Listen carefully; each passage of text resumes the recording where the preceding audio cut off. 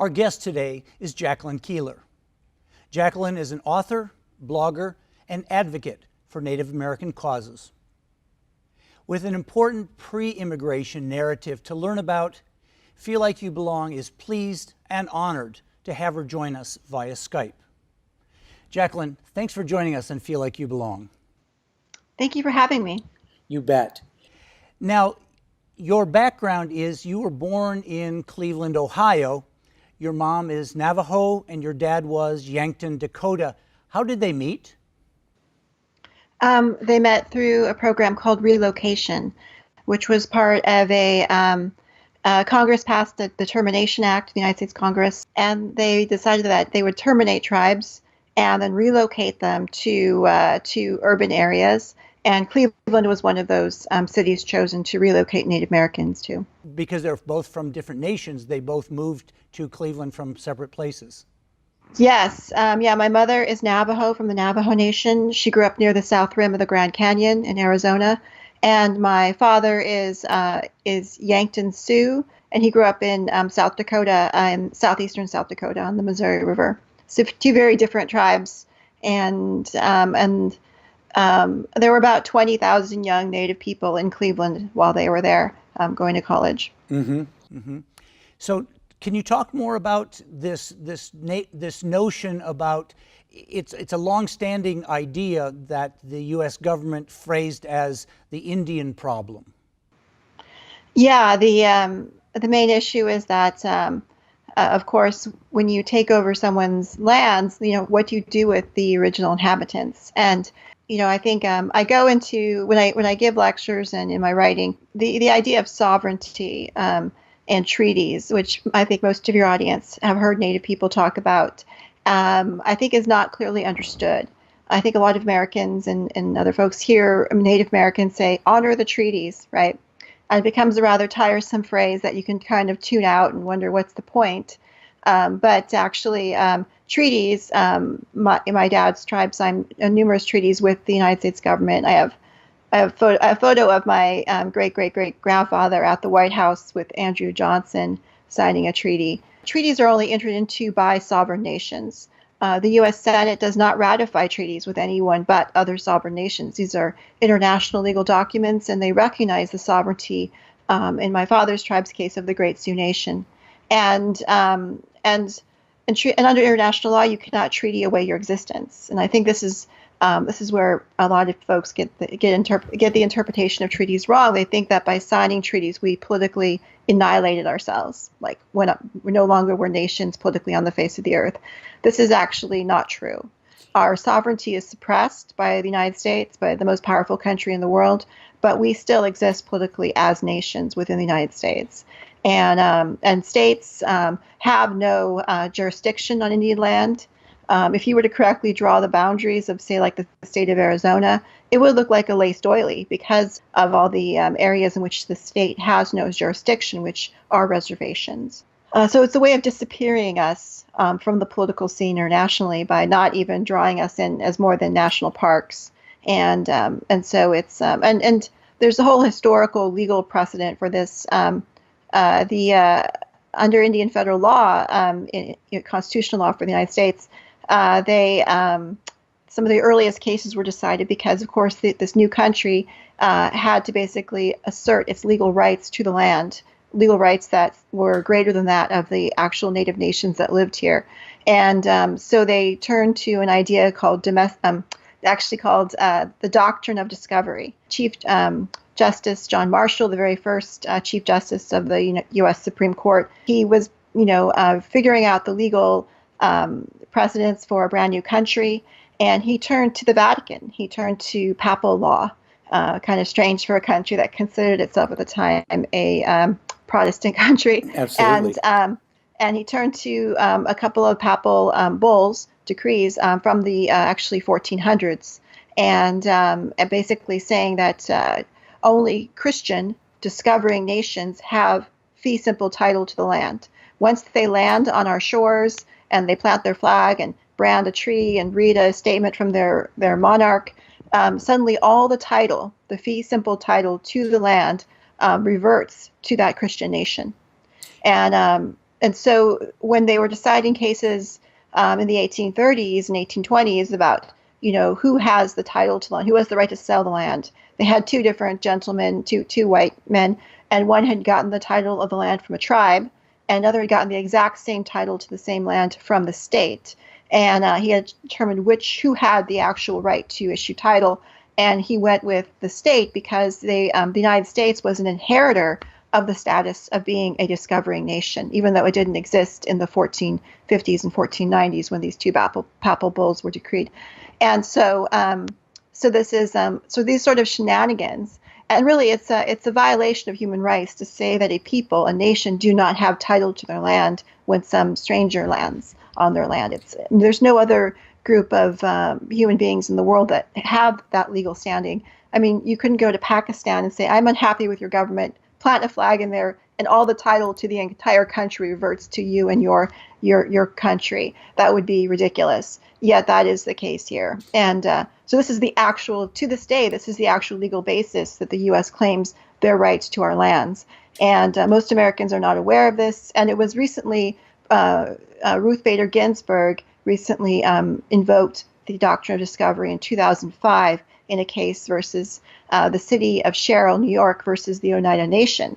They had signed a lease to the land for 100 years or 99 years with the Oneida tribe, thinking that they would be gone, right, just no longer around in 100 years. But they were still there, and they wanted to renegotiate the actual the lease in the late 90s, and the city of Sherrill refused. It threw the title of everyone in the town's title, into dispute, and the Supreme Court sided with the city over the tribe, citing this doctrine. Now, how can the Supreme Court actually unilaterally make that decision? Because if this is truly a treaty between nations, they don't have input, correct? The U.S. basically flouts international law, and I think that this was very visible at Standing Rock, where the Standing Rock Sioux tribe, which is a political remnant of the Great Sioux Nation, which did treaty with the U.S., invoked the Fort Laramie treaties of 1851 and 1869. The counties that DAPL went through, the Dakota Access Pipeline, were unceded territory. This is area that the Great Sioux Nation has never ceded, and the U.S. basically occupies militarily. So there's no legal standing for them to take the pipeline across that land. It's completely militarily held. Those counties are, and actually, as recently as 1980, the Supreme Court recognized the Great Sioux Nation's rights to unceded territory in the Black Hills under the same treaties, and which includes Mount Rushmore, which is, of course, a symbol of U.S. exceptionalism. All of that land is militarily held. It's not held by any legal mechanism, and it's actually in violation of international law because they are flouting a treaty. If you flout a treaty for 160 years, it doesn't make it right. But it's there, and I think that the military response you saw by the state of North Dakota to the tribe's very mild invocation of sovereignty, asking for consultation, right? And also the treaty, the unceded treaty, goes to the actual east side of the bank of the Missouri River. So the crossing itself was actually under the jurisdiction of the Great Sioux Nation, not the federal government. Yeah, the military response, I think, made the military occupation visible. This is why there was such a strong military response to a native nation standing up and invoking its rights, even in the mildest way possible. They weren't asking for the land back. They weren't asking for jurisdiction. They were simply asking for consultation and consent. And that's what they still have not gotten that, obviously. Often in the past, when people have felt that they're having their rights denied or abridged, one recourse for citizens is to go to the courts. But when we were talking earlier, you said that that's not always a wise move, even though legally, according to these international treaties, these should be honored. But you had mentioned earlier that that's not always a safe thing for these nations to do. Yes, yeah, definitely. With a very unfriendly Supreme Court, the tribes are very unwilling to take cases to the Supreme Court and lose and set bad precedents. Under Indian federal law, which is a subset of constitutional law, all the tribes share in this precedent. So if a tribe in Maine wanted to assert some right and they lost, it would affect all the other 565 federally recognized tribes as well. They would all have to live with that ruling. And so, yes, they are unwilling to take things to the Supreme Court. I think that what I try to do with my writing is to get Americans to recognize the situation. And I give this whole lecture about how the U.S. is still a colony in function, if not in form. And that the way it functions, still it functions as a colony would, even after the Revolutionary War and cutting itself off from its homeland. The United States' actual homeland is Great Britain. It's not these lands that they occupy. These are homelands of other nations, and that's what colonies do. They occupy the homelands of other people, and they extract the wealth from those nations as quickly as possible and send that wealth to their ruling class, which in the U.S., of course, is the 1%. And if you are a colonist, how can you be an ethical colonist? What would ethical colonialism look like? Colonialism that is not so extractive, that does not harm Native people. I mean, to this day, Native people have the worst outcomes of any ethnic or racial group in the United States, bar none. I mean, we have the highest rates of rape and murder and suicide, and even death by police, which has gotten a lot of coverage with Black Lives Matter. If you look at the criminal statistics reported, Native men between the ages of 25 and 35 have 6 times the rate of death by police of Black men, comparing them just to Black Americans. And it's the rate is higher for younger, under 25 for Black Americans, but it falls off steeply after they turn 25. But that's the exact opposite for Native men. And of course, Native women have 2.5 times the rate of rape.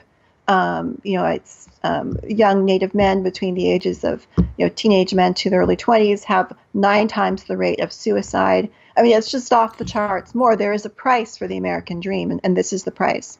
Those numbers are astounding, and what occurs to me is that over history, the more time that intervenes, people move away from the whole language and framing of calling these colonization, and just slowly chipping away at Native rights, so that because those agreements are so far in the past, and people are starting to say, well, they're not so important, or diminishing them, the current population has no idea that they exist, and it's, oh well, let's just change everything up because it's not relevant. And I think overriding it with this notion of what is the papal edict about Christian lands, and this whole thing again gives this overtone of, well, we have this preeminent right because of religion, and so you have this religious overlay as well that creates this conflicting narrative. Yeah, I think it's and I think that for recent immigrants, it's something to really examine what the relationship is to Native nations, whose rights are curtailed for access to our resources. And it's not a problem that's going to go away, because Native nations still control 55 million acres in the United States, and much of it, many natural resources, including water, fresh water resources. Many of the aquifers are under our lands. A lot of uranium and coal, and many extractive industries are very interested in our lands, which is part of what Zinke has been talking about, the whole and Trump, about energy dominance. That the United States is going to be energy dominant, and that means building more pipelines. That means extracting and selling, and even opening up Bears Ears National Monument to uranium mining. Sure. And when there is no demand for uranium, but they want it because they want it. Absolutely. And there's a really terrible history of cleanup on the Navajo Nation in particular. There are over 440 unreclaimed uranium mines that are poisoning Navajo communities. The Navajo Nation is about the size of Ireland in acreage, and has a population of Iceland, has about 350,000 members. And the Navajo Nation offices says that there's another 200,000 people in the United States who qualify for membership but have not applied. So there's over 500,000 Navajo people, and these and there's over 120,000 who are fluent speakers of Navajo, which is the most of any tribe in the United States. I want to hold that thought because we're going to have to take just a short break, but we'll come back in just a moment to continue our conversation with Native American author Jacqueline Keeler.